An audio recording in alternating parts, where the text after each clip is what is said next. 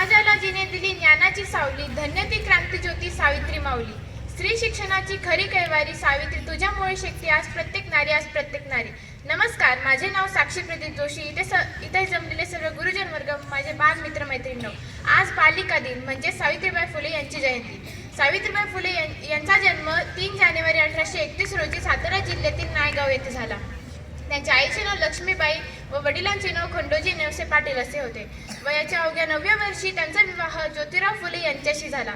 शिक्षणाशिवाय तरुणपण नाही हे ज्योतिराव फुले यांच्या लक्षात आले होते, म्हणून प्रथम त्यांनी आपल्या पत्नीला शिकवले. ज्या काळात बायांना उंबरठा बाहेर जाण्यास मनाई होती, चूल व मूल हेच त्यांचे विश्व होते, त्या काळात सावित्रीबाई फुले या लिहायला वाचायला शिकल्या होत्या.